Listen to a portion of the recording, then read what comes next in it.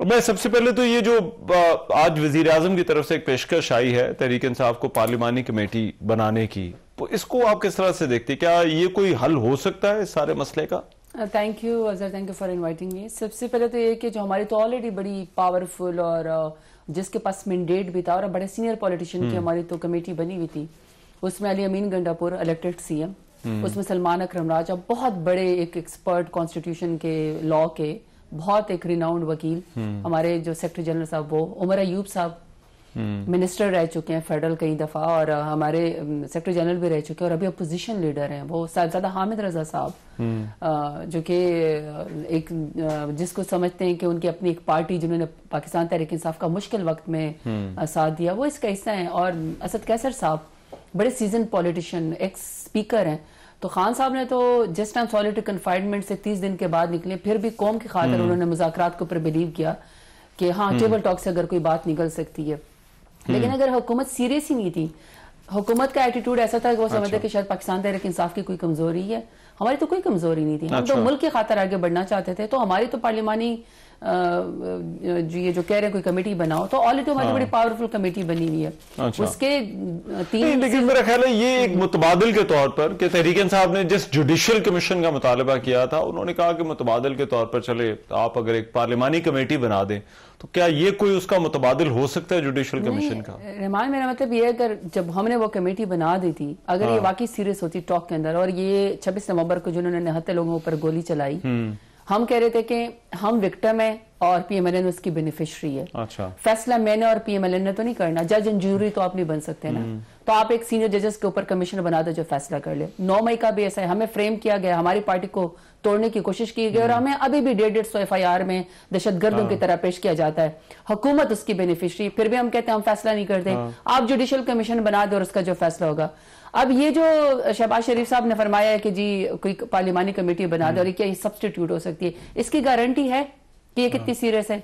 इसकी गारंटी है ये जो शहबाज शरीफ ऑफर कर रहे हैं कि ये साहबजादा हामिद रजा साहब जो इस कमेटी के हमारे मेंबर हैं, उनके घर के ऊपर जो फैसलाबाद में और मदरसे के ऊपर हमला किया गया, खान साहब ने बिल्कुल ठीक कहा कि आप हमारे मेंबर के ऊपर हमला करें तो इसका मतलब है कि आप मुज़ाकराती कमेटी के ऊपर हमला कर रहे हैं। लेकिन परसों रहमान देखिए हमारे इलेक्टेड एमएनए है मियां खान से, मियां गौस साहब, उनको लाहौर से उनके घर से जो है वो बेगम के सामने बच्चों के सामने दरवाजा तोड़ के सामान तोड़ के घसीट कर उठा के ले गए।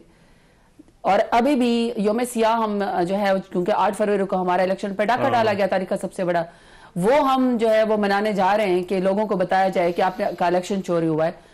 उसके ऊपर अभी से जो है उन्होंने क्रैक डाउन करना शुरू कर दिया। तो ये जो मुज़ाकराती कमेटी या पार्लिमानी committee whatever Shahbaz Sharif is suggesting, लेकिन उन्होंने साथ 2 कंडीशन रखी। उन्होंने कहा कि अगर आपने 26 नवंबर के धरने की बात करनी है तो फिर हाउस कमेटी 2014 के धरने का भी अहाता करे। तो तहरीक इंसाफ तैयार है कि 2014 के धरने का भी जो है वो उसकी भी जो है वो इन्वेस्टिगेशन जो है वो अगर होती है तो कर लें। देखिए असल बात ये कि पाकिस्तान के अंदर तो मतलब जितने भी कमीशन बने या जितने भी रिपोर्ट्स बने, हम अभी तक मॉडल टाउन का भी वो कर रहे हैं, वेट ही कर रहे हैं ना।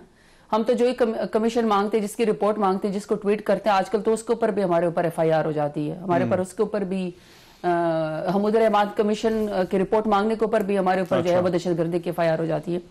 सो असल बात है कि आप जिस चीज को भी इन्वेस्टिगेट करें, आप जिस चीज को भी इन्वेस्टिगेट करें, मगर मसला है कि क्या सिस्टम के बेनिफिशियरी शहबाज शरीफ, नवाज शरीफ, मरियम नवाज नहीं है।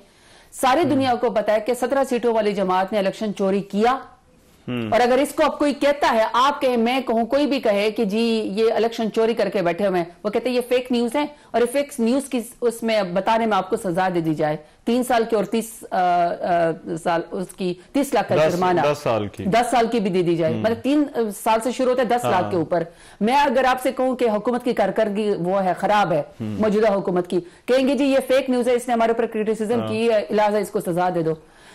इस तरह की हुकूमत जो आप ये चलाना थे, तो ये मुज़ाकरात का अगर हल ही नहीं निकालना चाहते हैं, कोई है आपके ख्याल में? देखिए तहरीक इंसाफ ये कह रही है कि जुडिशियल कमीशन, ऐसा तासुर ये जा रहा है कि एक नॉन नेगोशिएबल मामला है। तहरीक इंसाफ को जुडिशियल कमीशन के बगैर कोई चीज कबूल नहीं है। आई एम श्योर मुज़ाकराती कमेटी आपके बड़े सीनियर लोग हैं, लेकिन पार्टी के अंदर थिंकिंग क्या है कि क्या कोई ऐसा मिडिल ग्राउंड नजर आता है हुकूमत और तहरीक इंसाफ के दरमियान के जिस पर कोई बात हो सकती है या मामला आगे चल सकते हैं? देखिए मेरी पार्टी में वोट, मेरी पार्टी में जो जिसको सेंटर ऑफ वो है, जिनके पास सारे का सारा ग्रेविटी है और जिनके पास पूरी वीटो पावर है, जिसके पास डिसीजन मेकिंग है और जिसका वोट मैं लेकर जो है पार्लिमानी लीडर बनी हूँ। डेरा गाजी खान के गैर अवाम ने मुझे वोट दिया। It's all goes the credit goes to Imran Khan. अच्छा, मेरे लीडर इमरान खान ने मुज़ाकराती कमेटी बनाई और मैंने आपको बताया कि उस दिन वो सॉलिटरी कन्फाइनमेंट से निकले थे। मौत की चक्की वालों को भी जिसमें पीसते हैं उनको भी इतनी सजा नहीं दी जाती जितना एक पॉलिटिकल प्रिजनर को दी जाती है और सबको पता है कि ये पॉलिटिकल विक्टिमाइजेशन है।